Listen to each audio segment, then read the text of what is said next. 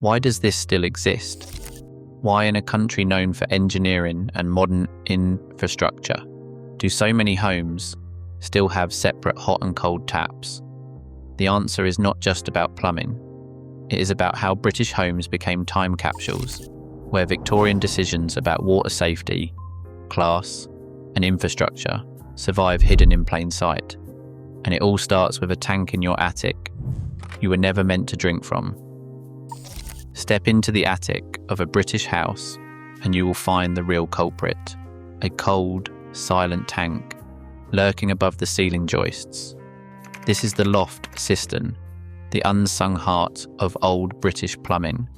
It is not just a relic, it is the reason so many homes still split their water into two streams.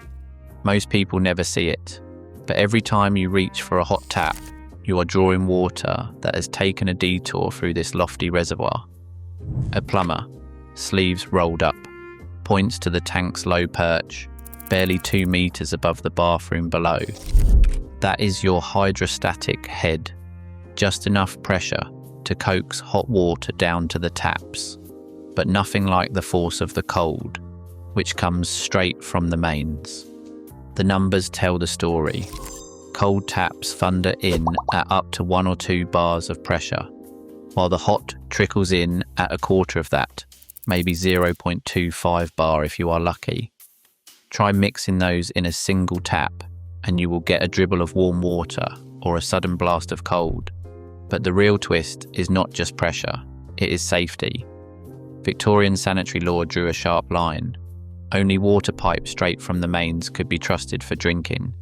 Stored water, left to stew in a metal tank, was classified as not potable. Dust, insects, even the occasional mouse could slip through the unsealed lid. Health codes insisted, never drink from the hot tap. That is why every bathroom sink, every kitchen basin got its own pair of taps. One for pure, drinkable cold, the other for hot water meant only for washing. This split was not just habit, it was a legal and mechanical necessity, baked into the bones of British homes. The loft cistern, the pressure gap, the strict rules on what counted as safe, these shape the very fixtures we still use today.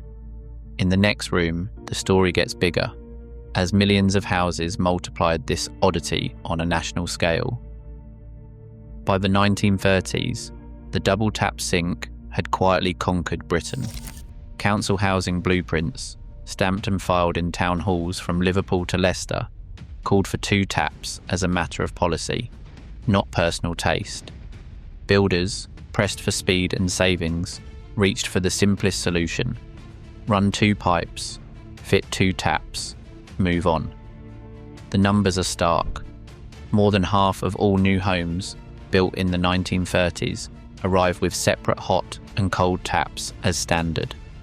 By the time the post-war building boom took off, that figure climbed even higher. 71% of the 1.3 million new dwellings built between 1945 and 1950 stuck with the old formula. A housing historian, standing in the shell of a half-finished council flat, might point out that this was not just habit, it was law. The 1930 Housing Act made separate supplies a statutory requirement for public housing, and local authorities enforced it with the zeal of a health inspector on a mission. The logic was simple: keep drinking water pure, keep stored hot water for washing, and never let the two meet. This policy rippled through the suburbs, from red brick terraces to the new garden city estates. Even private builders, eager to win council contracts, followed suit. The result was a whole generation that grew up rinsing one hand at a time, or filling the basin to mix water by hand, a daily ritual that became a national norm. Millions of bathrooms and kitchens, all built on the same principle, turned a mechanical quirk into a defining feature. The separate tap was no longer just a technical fix, it was part of everyday British life, as ordinary and as odd as queuing for the bus. Across the Channel, the story takes a sharp turn. In Paris, Amsterdam, Berlin, one tap does it all. Hot and cold water swirl together in a single well-behaved stream. The reason is pressure. On the continent, water thunders in from the mains at 2, sometimes 3 bars, enough force to power a proper shower, or more importantly, to make mixer taps work as intended. No loft tanks, no gravity-fed trickles, just direct pressurized supply. In Sweden, the average apartment gets its water at nearly 3 bars. American homes push even higher, 4, sometimes 5 bars, enough to blast the soap off your hands, whether you want it or not. Hotels in New York, hostels in Copenhagen, family flats in Madrid all rely on a system where pressure is king and a single lever mixer is the default. The logic is simple. When hot and cold arrive at the same strength, mixing them is easy. No one has to choose between freezing fingers and a scalded wrist. A German expat once joked, "In Britain, washing your hands is a test of reflexes. At home, it's just plumbing." The British system, with its split streams and careful rituals, stands out as the odd cousin at the family reunion. While most of the world moved to mixers in the 1960s and the 1970s, Britain kept its dual taps, shaped by a different set of rules and a different kind of house. The contrast is not just technical, it is cultural too. The separate tap is not a mistake. It is a clue to a uniquely British logic, one that turns a daily inconvenience into a quiet tradition. A British bathroom sink is more than a place to wash your hands. It is a small stage where thrift, tradition, and a distinctly stubborn sense of comfort all play their part. For generations, the double tap has been less a nuisance than a quiet badge of honour. Ask an older resident about it, and you will get a wry smile. They will say, "Why change what works? You just get used to it." There is a kind of pride in the ritual.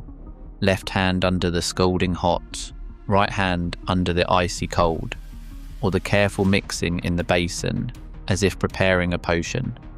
It is a dance that baffles visitors, but feels perfectly normal to those who grew up with it. This is not just nostalgia or habit. It is a culture shaped by decades of making do, stretching resources, and following the rules, sometimes to the letter, sometimes with a wink. Wartime rationing left its mark, and conservation became second nature. Why waste water running both taps to get the right temperature when you can fill the basin and use every drop? Even today, conservation rules and heritage guidelines encourage keeping the old fixtures, especially in homes with a bit of history in their bones. The separate tap is a living artifact, a reminder that British homes are built as much on practical thrift as on bricks and mortar. It is a fixture that asks for patience, rewards ingenuity, and turns a daily inconvenience into a private joke. The rest of the world may marvel or complain, but for many in Britain, the two-tap sink is just another part of the furniture, odd, enduring, and quietly defiant. A plumber kneels beside a battered old basin, tools spread out like a surgeon's tray. He points to the pipework, 2 supplies, 2 taps, a setup that has barely changed in a century, but now he grabs a sleek, modern mixer tap and a pressure gauge. This is where everything shifts. With a combi boiler, hot water blasts in at the same pressure as the cold. No more gravity-fed trickle, no more lopsided streams. The plumber fits a check valve, a small but essential device that blocks water from sneaking backward into the mains. Regulations demand it, and for good reason.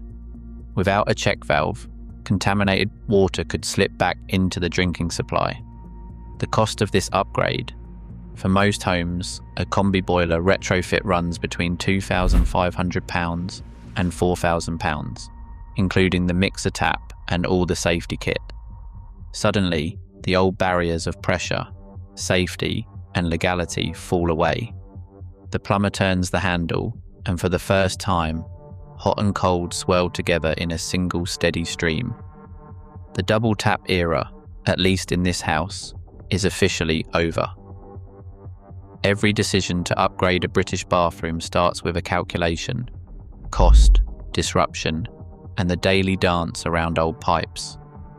A renovator, boots on tile, explains the real trade-off. Swapping out those stubborn twin taps isn't just about taste. It's about weighing a few hours of warm comfort against weeks of dust and a bill that can easily hit 4 figures.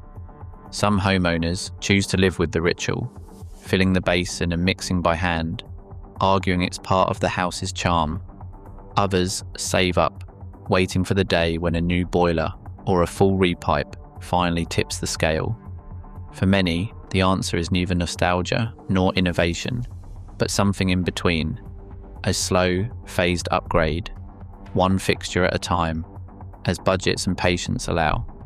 The double tap lingers, not out of stubbornness, but because every home is a negotiation between the past and what's possible now.